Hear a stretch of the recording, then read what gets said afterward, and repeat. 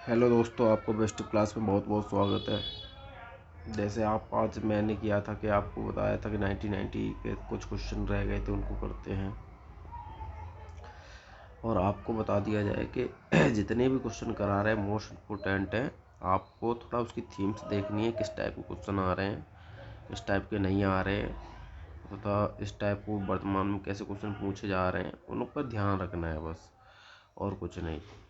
आपको अपने तरफ से भी थोड़ी प्रयास करना है। कभी भी यदि सिलेक्शन हुआ है, जिन लोगों का भी अभी तक का रिकॉर्ड देख लीजिए, किसी भी चीज़ में सिलेक्शन हुआ है, उनकी खुद की मेहनत है और सिर्फ टीचर्स का गाइडलाइन मिलता है उनको। खुद की मेहनत करोगे तो ही आपको सक्सेस मिलेगी। टीचर के ऊपर डिपेंड रहोगे तो कुछ नहीं मिल सकता आपको, कभी सक्सेस नहीं मिलेगी। इसलिए थोड़ा मैं जितना आपको, बस खाली मेरा पेपर कराने का पर्पज़ इतना ही है कि आपको दिखाया जाए कि किस टाइप के क्वेश्चन आ रहे हैं। थोड़ा आप यदि कम टाइम है तो 2x की स्पीड से करके देख सकते हो, या 1.5 की स्पीड से भी करके देख सकते हो। बस मेरा मूल उद्देश्य आपको पेपर के PYQ से अवेयरनेस करना है। अब जितनी भी टॉपर्स की वीडियो देख लीजिए, कितनी भी टॉपर्स की वीडियो देखोगे आप, तो सब में यही चीज़ बताई गई है कि पी वाई क्यू को आपको मोस्ट इम्पोर्टेंट है। कोई भी टॉपर्स की कॉपी देख लीजिए आप, उसमें PYQ के बारे में सब में बताया गया हुआ है। बिना PYQ के कुछ होता ही नहीं है। तो इसलिए मैं आपको भी बता रहा हूँ कि PYQ बिना कुछ है ही नहीं। तो आपको भी इस पर बहुत फोकस करना है, और आपको जितनी चीज़ मैं बताऊँगा सॉलिड बता रहा हूँ, एक्सपीरियंस से भी बता रहा हूँ। देखो, PYQ आप अच्छे से रट लीजिए, जितने साल की PYQ रट सकते हो, उसके आसपास का बैकग्राउंड, बस प्रीलिम्स 99% शायद हो जाएगा। हाँ, आपकी सिचुएशन कंडीशन हॉल में किस टाइप की है, वो उस पर डिपेंड करती है। क्या पता आपका मूड ना हो पेपर अटेंड करने का, आपके अंदर एंजाइटी ज़्यादा हो, टेंशन ज़्यादा हो, इस वजह से भी पेपर ख़राब हो जाता है। तो सब चीज़ को संभाल के चलना है, इसलिए इसी को UPSC कहते हैं, और कुछ नहीं। पढ़ाई तो बहुत लोग कर रहे हैं, वो करते रहेंगे, डरो मत, अपने ऊपर कॉन्फिडेंट रख के चलो बस। आओ क्वेश्चन करते हैं। भारत में रहने वाले ब्रिटिश नागरिक दावा नहीं कर सकता।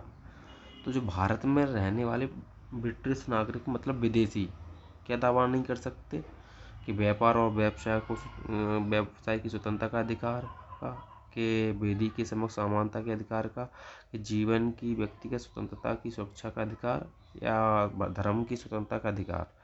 तो इसमें से जो विदेशी हैं, ब्रिटिश लोग हैं, वो सिर्फ व्यापार का नहीं कर सकते।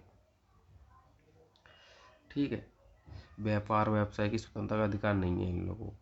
ये एक बार व्यवसाय तो दे चुके हैं, पूरा उपनिवेश बना लिया था, पूरे भारत का शोषण कर लिया था, तो शायद इस वजह से भी। और दूसरा, अपने संविधान में लिखा हुआ है कि भारत में रहने वाले ब्रिटिश नागरिक व्यापार और व्यवसाय की स्वतंत्रता का दावा नहीं कर सकते, क्योंकि अनुच्छेद 19(1)(6) में की स्वतंत्रता केवल भारतीय नागरिकों को ही प्राप्त है। शेष 3 विकल्प सभी लोगों के लिए, नागरिक भारतीयों के लिए भी है और विदेशियों के लिए भी है। ये अपना किसमें, लक्ष्मीकांत में। ठीक है, DD बसु भी अच्छी बुक है, उसको भी पढ़ सकते हो। भारतीय संविधान मान्यता देता है, मान्यता क्या देता है भारतीय संविधान? केवल धार्मिक अल्पसंख्यकों को दो, एक्सट्रीमली वर्ड तो वैसे ही काट दो, केवल लग गया इसमें। एक तो ये ट्रिक होती है, केवल भाषाई अल्पसंख्यकों को, इसमें भी केवल लगा दिया, इसलिए ये भी कट गया। अब धार्मिक और भाषाई अल्पसंख्यकों, हाँ ये हो सकता है, यही है और इसका आंसर। तो भारतीय संविधान मान्यता देता है धार्मिक और भाषाई अल्पसंख्यकों को। ठीक है, नजरी अल्पसंख्यक को नहीं देता है, इस वजह से ए भी गलत हो गया, इसके लिए से आंसर है। ठीक है, और ये अपना आर्टिकल 29 और 30 में दिया गया है इसके बारे में। ठीक है, और नेक्स्ट क्वेश्चन आ जाइए अपना विधानमंडल परिषद से है। नेक्स्ट क्वेश्चन है अपना कि भारतीय संविधान में कोई संशोधन लाने का उपक्रम किया जा सकता है। तो संशोधन के बारे में, संशोधन कितने प्रकार के हैं? 3 प्रकार के। एक सिंपल, जिसमें साधारण संशोधन बोलते हैं, और एक है विशेष, एक संसद में दोनों सदन बैठ के करते हैं। 3 प्रकार का संशोधन हो गया। अब जो भी संशोधन होगा, भारतीय संविधान में कोई भी संशोधन लाने का उपक्रम किया जा सकता है। किस किस में किया जा सकता है? तो पहले तो किस में नहीं किया जा सकता उसको काटते हैं, जैसे जल्दी आंसर। यूपीएससी में अप्रोच क्या लेनी है ऐसा देखो, क्या पहले कौन कौन से काट दो, कौन कौन से नहीं आते हैं। तो सबसे पहले स्टार्टिंग कैसे की थे? लोकसभा राज्यसभा से की जा सकती है। और तो फिर राष्ट्रपति तो हो ही नहीं सकता, चौथा कट जाएगा, राष्ट्रपति द्वारा कट जाएगा। ठीक है, तो इसमें जो चौथा नंबर किस किस में है, इसमें ए कट गया। हाँ, बस ए कट गया। अब तीसरा राज्य विधानमंडलों में आता है, नहीं आता है, तो ए भी कट गया। तो 3 और 4 कट गए, तो 3 और 4 से ए भी ऑप्शन कट गया। बस ए और 2 बचे। तो अब इसमें लोकसभा और राज्यसभा में बोला था तो मैंने, तो इसका आंसर हो जाएगा डी। देखो, लोकसभा में भी ला सकते हैं, राज्यसभा में भी ला सकते हैं। किस किस में इसका उल्लेख दिया हुआ है? संविधान के भाग 20 में के अंतर्गत अनुच्छेद 68 के 368 में, संविधान के भाग 320 के अंतर्गत अनुच्छेद 368 में संविधान संशोधन से संबंधित प्रक्रिया का विस्तृत उपबंध है। संविधान में संशोधन की दृष्टि से भारतीय संविधान के अनुच्छेद को 3 वर्गों में विभाजित किया गया है। पहला है अनुच्छेद जिन्हें संसद में साधारण बहुमत से, क्या बताया था मैंने, जिन्हें साधारण बहुमत से संशोधित किया जा सकता है, पहला हो गया। दूसरा, वे अनुच्छेद हैं जिनमें संसद को 2/3 बहुमत की आवश्यकता होती है संशोधित करने के लिए। तीसरा है कि वे अनुच्छेद जिनमें संसद को 2/3 बहुमत के साथ राज्य विधानमंडलों को, भारत के आधे राज्यों का विधानमंडलों के संकल्पों को स्वीकृति द्वारा किया गया संशोधन भी है। आधे राज्यों का बहुमत चाहिए, सपोर्ट चाहिए, और पूरी प्रक्रिया ऊपर जैसी है, जैसे 2/3 बहुमत का। ये लास्ट में बस राज्य विधानमंडल जुड़ गया और कुछ नहीं। ये 3 प्रक्रियाएं हैं। ठीक है, संशोधन के प्रस्ताव को किसी भी सदन में, लोकसभा में भी ला सकते हैं, राज्यसभा में भी ला सकते हैं। ठीक है, ये अपना पहला वाला क्वेश्चन हो गया। किंतु उसे पारित तभी माना जाएगा तब दोनों सदनों द्वारा बहुमत अथवा 2/3 बहुमत से अनुमोदन कर दिया जाएगा। ये अपना लक्ष्मीकांत में भी है और डॉक्टर डी बसु के बारे में भी है, लिखा हुआ है, अच्छे से कोई भी किताब पढ़ सकते हो।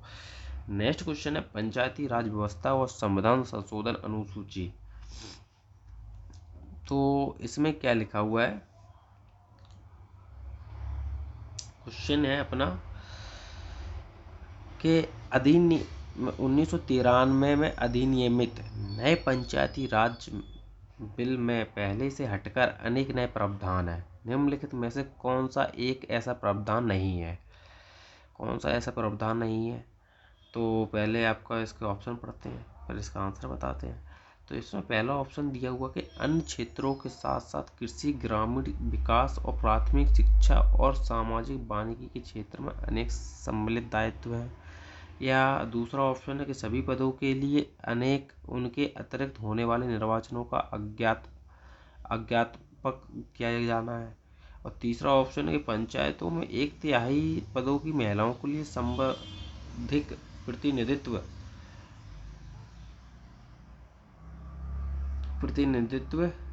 किया जाना है। और लास्ट ऑप्शन है कि पंचायतों के सदस्यों के लिए नियमित और पारिश्रमिक, ताकि उनकी समय पाबंदी और जवाबदेही सुनिश्चित हो सके।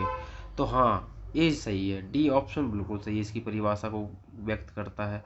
तो इसमें क्या डेफिनेशन दी हुई है? 73वें संविधान संशोधन अत्यंत महत्वपूर्ण संविधान संशोधन था, जिसे संसद द्वारा 1992 में पारित किया गया था। कब किया गया था? 1992 में। इस संशोधन में अधिनियम द्वारा संविधान में एक नया भाग 9 और 11वीं अनुसूची जोड़ी गई।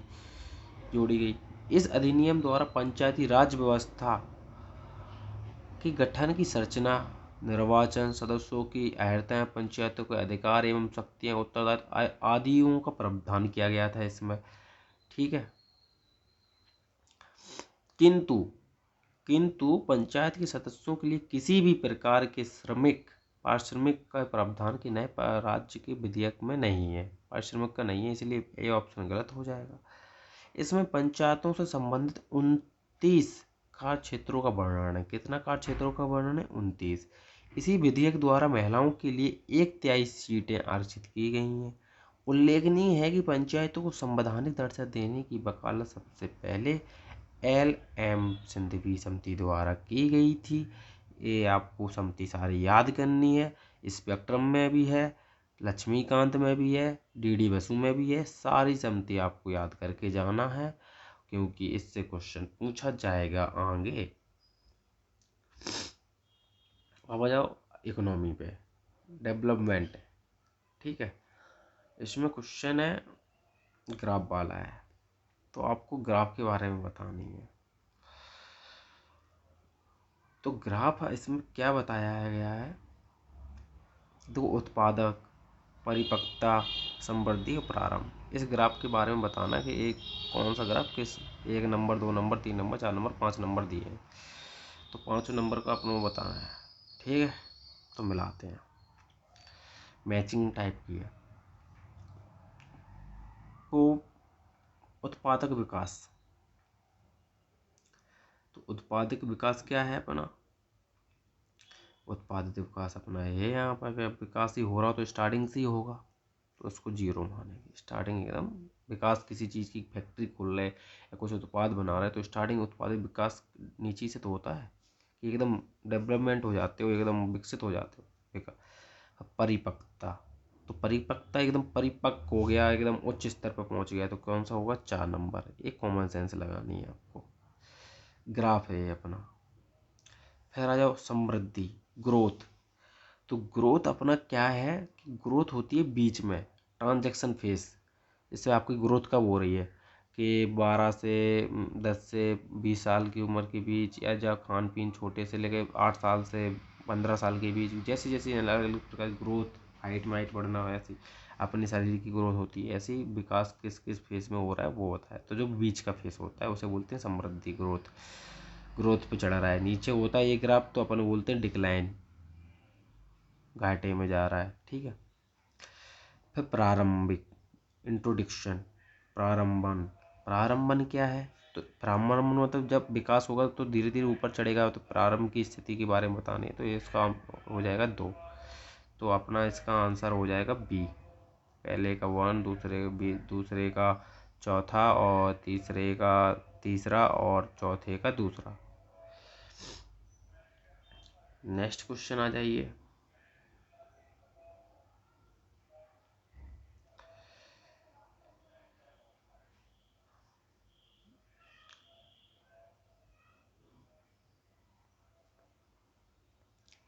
रेखा के नीचे के व्यक्तियों को ऐसा, इस आधार, भारत में गरीबी रेखा के नीचे व्यक्तियों को एक ऐसा इस आधार पर वर्गीकृत किया गया है कि क्या, उसमें डेफिनेशन बतानी है कि वे न्यूनतम विहित खाद्य सामग्री पाने के हकदार हैं। तो बिल्कुल भाई हकदार हैं, तो ये हो सकता है। चलो आगे भी पढ़ते हैं, ये तो हो ही सकता है। वे वर्ष में विहित न्यूनतम दिनों के लिए काम पाते हैं, बिल्कुल नहीं, ऐसी बात कोई नहीं है। कृषि श्रमिक परिवारों से और अनुसूचित जनजातियों के सामूहिक समूह से संबंधित करते हैं, ऐसा कोई बात नहीं है, कृषि से संबंधित करते हैं, कोई भी हो सकता है। नेक्स्ट है कि उनकी दैनिक मजदूरी विहित न्यूनतम मजदूरी से कम होती है, तो ये भी कोई बात नहीं हुई, इसलिए इसका आंसर ए ही होगा। ठीक है, नेक्स्ट क्वेश्चन आ जाइए।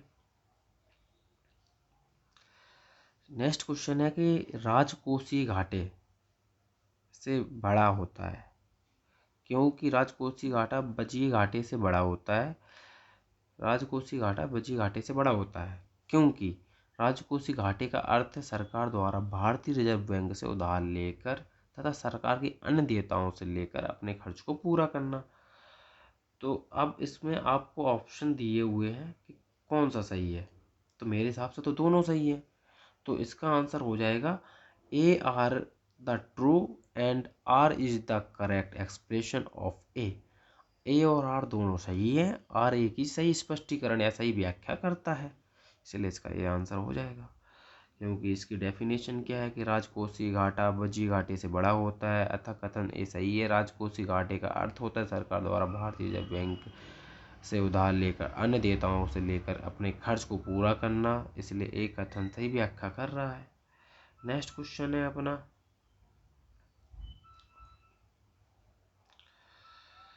किसानों की उनकी, ऑप्शन सारे आपको दिख रहे हैं? ठीक, अब तो दिख ही रहे होंगे। हाँ, किसानों को उनकी उपलब्धि और दीर्घ वृद्धि आवश्यकताओं के लिए अनेक स्रोत एवं से ऋण प्रदान किया जाता है। किसानों को मिलने वाले ऋण से के मुख्य स्रोतों में सम्मिलित है। तो क्या सम्मिलित है, इसके बारे में आपको बताना है। तो पहला ऑप्शन है प्राथमिक कृषि सहकारी समितियां। इसको मत देखा करो, ठीक है, इसको मत देखा करो, भी बता रहा हूँ मैं। ऑप्शनों पे ध्यान दीजिए, क्या क्या अप्रोच लेना है अपन को। तो प्राथमिक कृषि सहकारी समितियां व्यावसायिक बैंक, आरबीबी, और गैर सरकारी उदारताएं। ये इसमें क्या बोलें, किसानी को उनके अल्प अवधि एवं दीर्घावधि आवश्यकताओं के लिए अनेक स्रोतों में ऋण प्रदान किया जाता है। किसानों को मिलने वाले ऋण मुख्य स्रोत सम्मिलित हैं, तो ये सम्मिलित होते हैं, तो ये भी हो सकता है। इसके बाद और भी अच्छा बेटर ऑप्शन हो सकता है, तो देखे आएंगे। तो व्यावसायिक बैंक एवं गैर सरकारी उदारता, ये तो कम बता रहे हैं, नहीं है ऐसा भी। और जिला केंद्रीय सहकारी बैंक, डीसीसी अग्रणी बैंक, ये भी नहीं हो सकता। तो पहला ऑप्शन इसके हिसाब से बिल्कुल सही है, और ये आंसर ऑब्जेक्ट सही है। किस सही है इसके बारे में आपको बता रहे हैं। किसानों को उनकी अल्प अवधि और दीर्घवृद्धि आवश्यकताओं के लिए अनेक स्रोतों से ऋण प्रदान किया जाता है। जैसे पीएम किसान योजना बनी है वर्तमान में, अनेक बनी योजना चल रही है उनके लिए। किसान खाद्य के लिए अलग बनी है, सब्सिडी मिल रही है। किसानों को मिलने वाले ऋण के मुख्य स्रोतों में प्राथमिक कृषि सहकारी समितियां, व्यावसायिक बैंक, आरबीबी, गैर सरकारी उदारताएं सम्मिलित हैं। शेष विकल्प जैसे आरबीआई बैंकों के लिए आईआरडी और जेआरवाई गरीबों एवं बेरोजगारी दो और के लिए, तथा इफको की स्वामित्व निगम है जो विपणन करने के लिए ऋण आवंटन करता है। ठीक है, इसलिए बाकी ऑप्शन नहीं होंगे और ये ऑप्शन अपना सही है। ग्राफ है जैसे वो, आप कुछ इसके बारे में नहीं, आराम से नेक्स्ट क्वेश्चन करते हैं। ऑप्शन सारे दिख रहे होंगे आपको, नहीं दिख रहे हैं तो और छोटा कर लेते हैं। अब दिख रहे हैं। तो भारत की संभाविता और आकार को देखते हुए भारत में पर्यटन उद्योग अनेक देशों की तुलना में काफ़ी छोटा है। इस संबंध में निम्नलिखित में से कौन सा एक कथन सही है। आपको क्वेश्चन बिल्कुल आराम से पढ़ना है, सोचना है, फिर आगे ऑप्शन पढ़ना है। भारत के में स्थानों के बीच अत्यधिक दूरियां हैं और यहाँ के संसाधन युक्त होटल पश्चिमी पर्यटकों के लिए काफ़ी महंगे हैं। तो भाई ऐसा तो कुछ नहीं है, तो ये ऑप्शन ऑटोमेटिक आपको दिख रहा है गलत डेफिनेशन के बारे में बात कर रहा है। सेकंड ऑप्शन है अधिकांश महीनों में भारत का मौसम इतना अधिक गर्म रहता है कि पश्चिमी पर्यटकों को आराम महसूस नहीं होता है। ये तो बहुत बड़ी बकचोदी कर दी इन्होंने, ये भी नहीं हो सकता क्योंकि अपना मौसम तो सबसे अनुकूलित मौसम है पूरे विश्व में। सबसे ऐसा मानसून है कि अभी तक वैज्ञानिक लोग पता नहीं पा पाए कि यहाँ का जलवायु इस प्रकार कैसे बनता है। हर प्रकार का मौसम है, सर्दी है, गर्मी है, वर्षा है, सब प्रकार का मौसम है। भारत के अधिकांश सुगम्य पर्यटन स्थल जैसे कि उत्तर पूर्व क्षेत्र में और कश्मीरी सभी व्यावहारिक प्रयोजनों के लिए पहुंच से बाहर है। तो ये पहुंच से बाहर नहीं है, ये भी गलत है। अब नेक्स्ट और डी ऑप्शन बचा है, इसको ही सही होना चाहिए। देखते हैं आगे क्या कह रहा है कि भारत में पर्यटकों को आकर्षित करने के लिए आवश्यक आधारित संरचना अपर्याप्त है। हाँ, इसको बोल सकते हो कि आप तो वैसे भी बहुत अच्छी हो गई है वर्तमान में, ये 1990 के हिसाब से वो क्वेश्चन सही है। ठीक है, अब वैसे ये क्वेश्चन पूछा भी नहीं जाएगा, ये कॉमन सेंस का क्वेश्चन था। आप ऐसे कॉमन सेंस के क्वेश्चन आते हैं जो आपको कॉमन सेंस से ही करनी है और कुछ नहीं, अपना दिमाग लगाना ही नहीं है। ठीक है, नेक्स्ट क्वेश्चन है अपना 70। निम्नलिखित में से कौन सा एक राष्ट्रीय नवीनीकरण विधि का उद्देश्य है। नवीनीकरण विधि का उद्देश्य बताना है। तो उद्योगों का प्रौद्योगिकी उद्देश्य मतलब या उसका लक्ष्य होगा या उसकी परिभाषा दी होगी ऑप्शन में, आपको इसी से टारगेट करना है। देखो पढ़ते हैं क्या देते हैं। उद्योगों का प्रौद्योगिकी उन्नयन होने अथवा बीमारियों को बंद हो जाने से प्रभावित हुए कामगारों के हितों की सुरक्षा करना है। तो क्या करना है, हितों की सुरक्षा करना है, ये उनका उद्देश्य है। हाँ, तो ये हो सकता है। आगे भी विकल्प पढ़ते हैं कौन कौन से। अर्थव्यवस्था कोर सेक्टर को विकसित करना है, बिल्कुल नहीं हो सकता ये। ऊर्जा एवं परिवहन से चाहिए जैसे आर्थिक संरचना का विकास करना है, बिल्कुल नहीं। मानव विकास के लिए पूर्ण संशोधन, ये तो जल परियोजना की व्यवस्था करना है, ये भी नहीं। लेकिन सबसे एग्जैक्ट नवीनीकरण विधि का उद्देश्य अभी यही है, तो इसका ऑप्शन ए हो जाएगा। ठीक है, ये 1992 की बात है, स्थापना हुई थी नवीनीकरण उद्योग के लिए। तो मुद्रास्फीति, बैंकिंग एवं कर प्रणाली एवं केंद्र राज्य में वित्तीय संबंध। अब वित्तीय संबंध के बारे में क्वेश्चन है, तो ये इकोनॉमी का है, तो इकोनॉमी का क्वेश्चन है तो छोड़ नहीं सकते इसको, इम्पोर्टेंट है। तो क्वेश्चन पढ़ते हैं क्या कह रहा है। आयकर, आयकर में लगाने और उद्ग्रहण करने और उनकी वितरण करने के संबंध में निम्नलिखित कथनों में से कौन सा एक सही है, सही बताना है। ठीक है, वो ये चेक कर लिया करो सही है कि नहीं बताना। जैसे ऊपर वाला क्वेश्चन में नहीं बताना था, तो इसमें क्या है कि ऑप्शन क्या है पढ़ते हैं। संघ कर लगाता है, बिल्कुल सही बात है। उद्ग्रहण करता है, वो भी सही बात है। और आयकर प्राप्तियों का एक स्वयं और राज्यों के बीच वितरण करता है, तो ये बिल्कुल एग्जैक्ट सही परिभाषा बता रही है, आगे के पढ़ने की जरूरत नहीं है, इसलिए इसका आंसर ए सही हो जाएगा।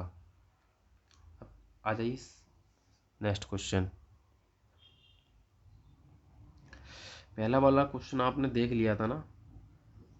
हाँ, आपको कोई कट तो नहीं हुआ है? नहीं नहीं, ठीक है ना। हाँ, फिर से पढ़ देते हैं। आयकर लगाने का, उद्ग्रहण करने का, वितरण करने के संबंध में निम्नलिखित कथनों में से कौन सा था, तो ए वाला था। संघ कर लगाता है, उद्ग्रहण करता है और आयकर की प्राप्तियों को स्वयं और राज्यों के बीच वितरण करता है। इसका ये आंसर हो जाएगा, आगे पढ़ने की जरूरत नहीं थी, इसीलिए मैंने। अब सेकंड क्वेश्चन है अपना, कंपनी की तुलन पत्र से तात्पर्य क्या है। तो तुलन पत्र क्या होता है उसके बारे में बताना है। कंपनी की लाभप्रदता की सीमा का आंकना संभव है इससे, तो ये गलत है, नहीं हो सकता। कि कंपनी की लाभप्रदता आकार का निर्धारण करना संभव है, ये भी नहीं हो सकता। कि कंपनी की परिसंपत्तियों में देयताओं, हाँ देयताओं के आकार और आवंटन की संभावना को बताना संभव है इससे, तो इसका आंसर सी ऑप्शन सही हो जाएगा। कंपनी की तुलन पत्र से उस कंपनी की संपूर्ण आय व्यय, लाभ हानि, परिसंपत्ति, ऋण, देयता के आकार, संगठन इत्यादि के बारे में विस्तृत जानकारी होती है। इसे कंपनी वास्तविक स्थितियों के बारे में संपूर्ण जानकारी उपलब्ध हो पाती है, इसलिए इसका सी ऑप्शन एग्जैक्ट सही है। इकोनॉमी में मिश्रा की या पूरी की या जो भी बेसिक इकोनॉमी है उससे है क्वेश्चन।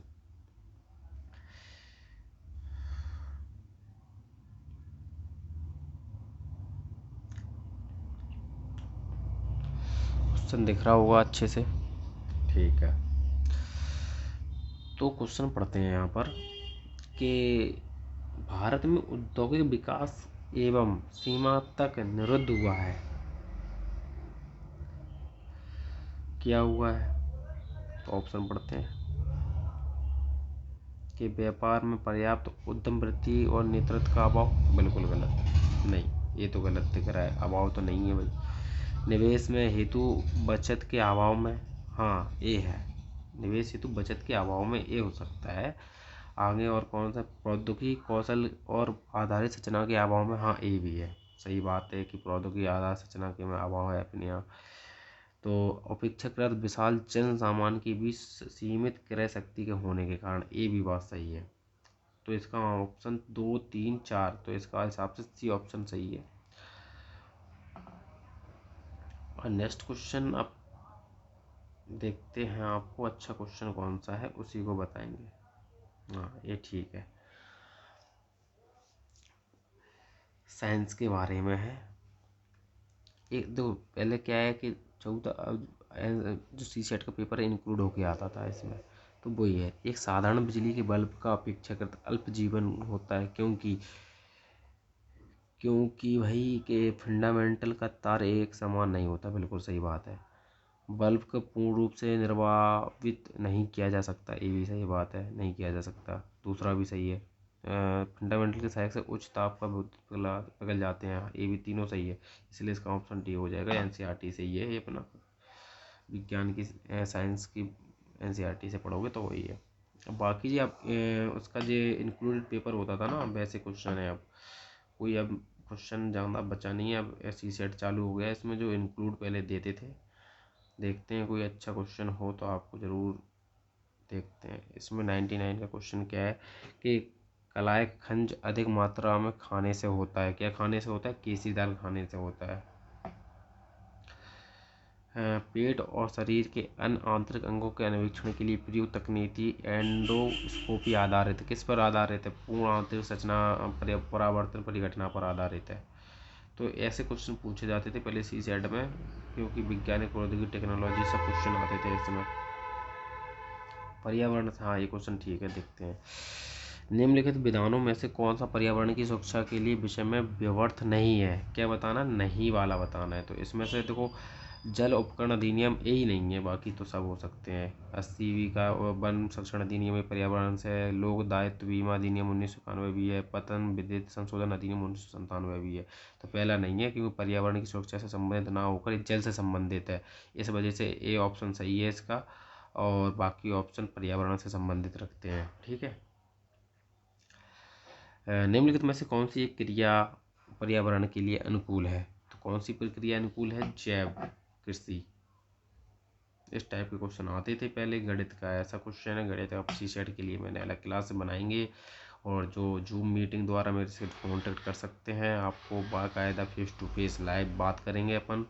नंबर आपको दिया हुआ है स्क्रीन पर, आप कॉन्टेक्ट कीजिए, बात करिए। कोई भी डाउट हो मेंशन कर सकते हो, लेकिन आपको डाउट कोर्स लेना पड़ेगा। उसके लिए सबसे सिंपल, सबसे सस्ता कोर्स है अपना, कोई भी ले सकते हो। थैंक यू क्लास को देखने के लिए सो मच। आप अपना सब्सक्राइब कीजिए, लाइक कीजिए, और बेस्ट टिप चैनल को फॉलो कीजिए। सब चीज़ें इस पे बताई जाएंगी, और कोई हवा वाली बातें नहीं होती हैं। जो सत्य है उसी पे आधारित है। सत्य परेशान कर सकता है, लेकिन झूठ नहीं होता। ये तुम्हें अवश्य विजय दिलाएगी। तो इस पे सत्य अपना रास्ता अपनाए रखें, और अपना आपका रास्ता बेस्ट है, यूनिवर्सल है। जो चुना है वो बेस्ट है, उस पर पूरा जी जान लगा दो। Thank you.